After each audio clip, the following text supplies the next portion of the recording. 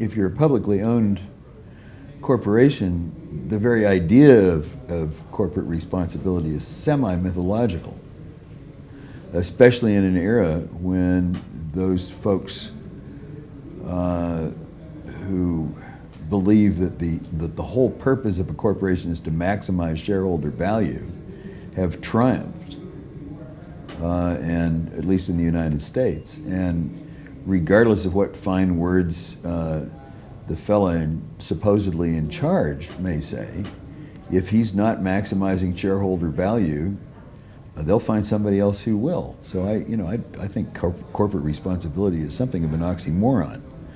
I do, on the other hand, think that that the recognition of self-interest is something that corporations as large organisms are perfectly capable of sensing. And if you can do something that affects the bottom line, then you can get them to behave responsibly. Otherwise, I don't think you can. I do hope that we all learn how to get large institutions to behave as though they actually were people, and actually have a conscience in some regard.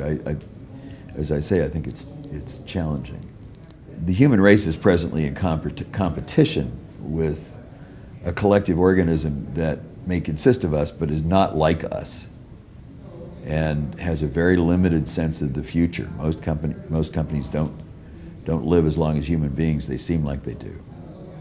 And especially now are very focused on immediate returns, which means, the disadvantages for the environment, for the social context, for a great many things are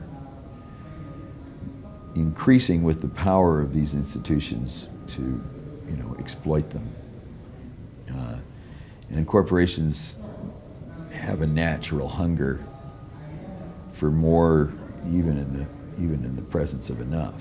Well, I think at some point we're going to have to start recognizing that there are no externalities, that the whole notion of an externality is nonsense, that everything goes someplace and everything comes from here. And at that point, perhaps we'll decide that shareholder value is not the highest good.